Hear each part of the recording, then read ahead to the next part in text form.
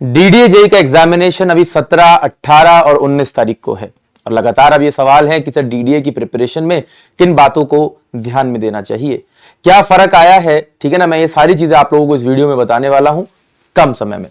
देखिए, ध्यान देने की बात यह है, सबसे पहले तो अगर मैं यहां पर सिलेबस के पॉइंट ऑफ व्यू से चलता हूं, ठीक है ना, तो इस बार कुछ सब्जेक्ट ऐड भी हुए हैं तो उनका आपको ध्यान देना है। कौन से हैं इस बारे में भी मैं आप लोगों को बता देता हूं। ये 2022 का क्या कहते हैं नोटिफिकेशन है और ये 2023 का नोटिफिकेशन है।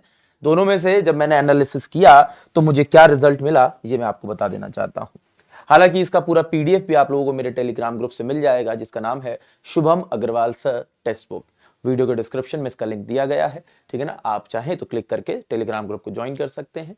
ध्यान देने की बात यह है कि देखिए, सबसे पहले तो पैटर्न ये कहता है कि मैं आपसे, ठीक है ना, 120 सवाल पूछूंगा, ठीक है ना, उसमें रीजनिंग भी होगी, जनरल अवेयरनेस भी होगी, क्वांटिटेटिव एप्टीट्यूड भी होगा, लैंग्वेज भी होगी, ठीक है ना, आपके टेक्निकल वाला पार्ट भी है। तो भाई इसके ऊपर अब मैं यहां पर जब मैंने एनालिसिस किया पूरे पेपर का तो उसमें 80% से ज्यादा ही क्वेश्चन कंसेप्चुअल थे, ठीक है ना। एग्जैक्ट परसेंटेज मैंने कैलकुलेट नहीं करी, लेकिन ओवरऑल मैं एक अंदाजन बता रहा हूं। और इसके अंदर 20% न्यूमेरिकल। अगर मैं इससे पहले वाले पेपर में चले जाऊं जो और 2022 से भी पहले चले जाऊं तो उसमें न्यूमेरिकल तो बहुत ही ज्यादा कम थे। लेकिन अभी रिसेंट में क्या हुआ मैं दिखाता हूं आपको।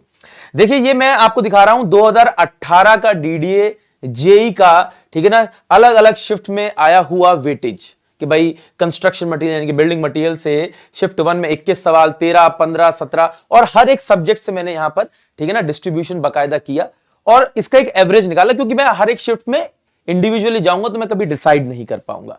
तो मैंने पाया कि बिल्डिंग मटेरियल्स का जो ऑन एन एवरेज है वो निकाला, क्या स्टील का क्या एवरेज था। इसी तरह से मैंने 2023 में भी ये काम करके देखा। 2023 में भी आपने देखा था कि मल्टीपल शिफ्ट्स में पेपर हुआ था, ठीक है ना, और उसका भी मैंने एक एवरेज नंबर निकाल लिया। ठीक है, तो हमें समझना होगा कि बेसिकली इन एवरेज नंबर्स से कितना सब्जेक्ट में कहां कहां क्या क्या देखने को मिला है। चलिए मैं दिखाता हूं, ठीक है ना, एवरेज ऑफ द एवरेज 2018 का और 2023 का जो एवरेज है, इसके अंदर अगर आप पहले सब्जेक्ट को देखें तो इसके अंदर इससे पहले जो 2018 और जो यहां पर 2023 में जो पेपर हुआ था, ठीक है ना, उसके अंदर ना हाईवे इंक्लूडेड है, ना इरिगेशन इंक्लूडेड है, ना एस्टिमेशन इंक्लूडेड है, ना रेलवेज इंक्लूडेड है एज अ सब्जेक्ट, क्योंकि ये पहले इनसे एग्जाम में सवाल पूछे ही नहीं गए, सिलेबस के पार्ट ही नहीं थे।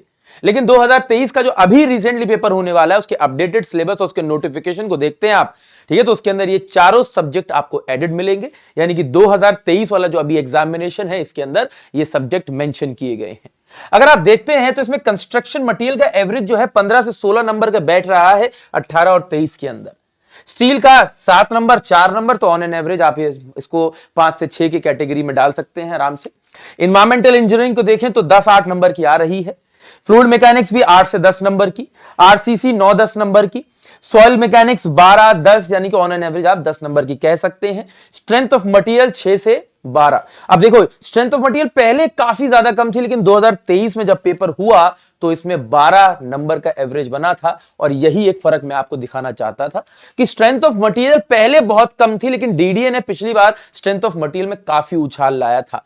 अगर मैं देखूं तो strength of material 12 number, 14 number, 12 number, 14 number, 9 number, 8 number, 13 number, जिसने एवरेज 12 बनाया, यानी कि जो हाईएस्ट किसी भी शिफ्ट के अंदर स्ट्रेंथ ऑफ मटेरियल से सवाल पूछे गए वो 14 नंबर के भी थे, ठीक है ना, जिसमें कि मैं आपको बता देना चाहता हूं एसएफडी बीएमडी पर सवाल थे, जिसमें कि सपोर्ट रिएक्शन निकालने पर थे, ठीक है ना, बेंडिंग मोमेंट निकाल कर बता दो, शियर फोर्स बता दो, इसका डायग्राम कैसा बनेगा ऐसा बता दो, और उसके ऊपर जनरल, ठीक है ना। अगर मैं यहां पर बात करता हूं तो इस तरह के डायग्राम बिल्कुल भी नहीं थे कि आप बिल्कुल स्ट्रक्चर वाले पार्ट में चले जाएं, लेकिन जो आपका जो सोम का जो कोर पार्ट है, ठीक है ना, इस पर्टिकुलर पार्ट के ऊपर काफी सवाल डीडीए ने पूछे, ठीक है। अब यहां पर अगर मैं बात करता हूं, देखो स्ट्रक्चर वाले पार्ट में जैसे कि मैंने अभी चर्चा छोड़ी है, तो 3 नंबर, 2 नंबर, 3 नंबर, 3, 3, 5, 2, तो एवरेज जो है वो 3 नंबर का ही है।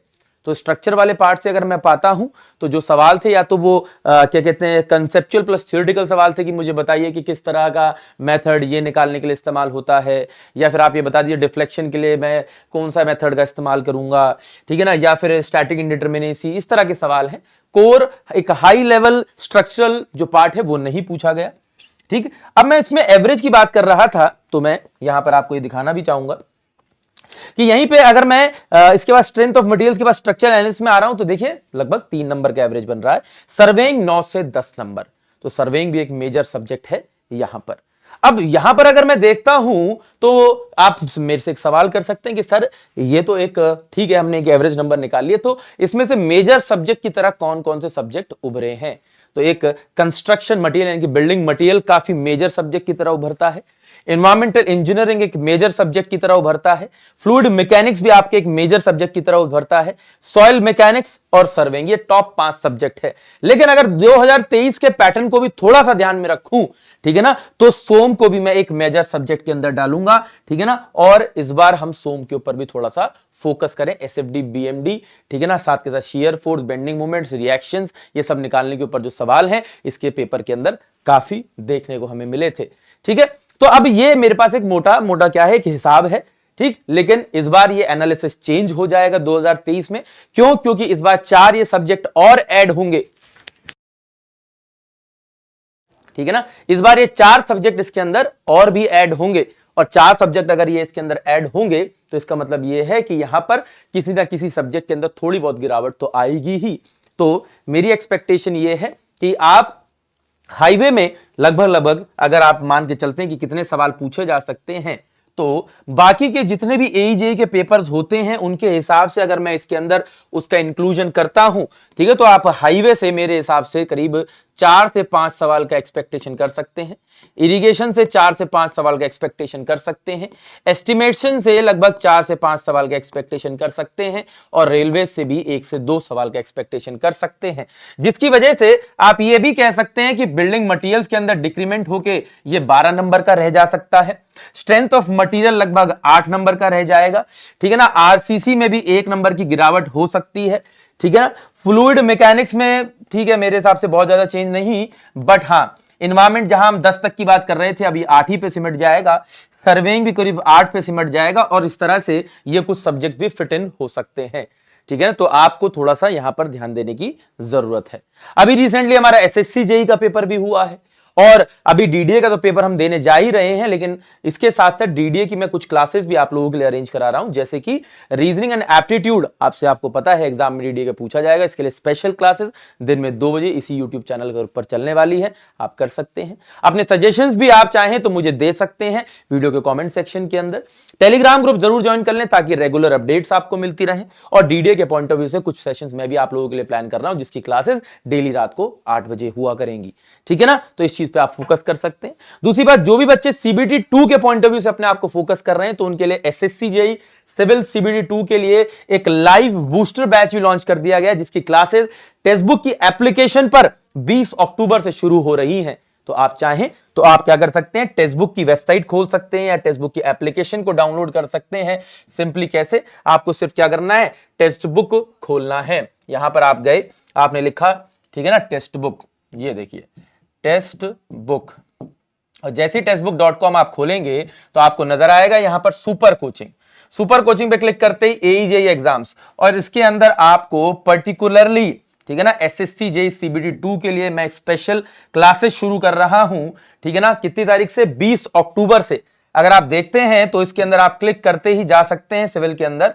मैं इसके अंदर क्या करने जा रहा हूं, जितने भी अपने मेजर सब्जेक्ट हैं मेंस के पॉइंट ऑफ व्यू से, उनमें जिस तरह के भी सवाल आ सकते हैं, चाहे वो न्यूमेरिकल्स हैं, with calculator, without calculator, statement based questions, match the following questions, ठीक है ना, आपके कंसेप्चुअल क्वेश्चंस, उस हर तरीके के सवाल को वहां पर कराने की कोशिश करूंगा।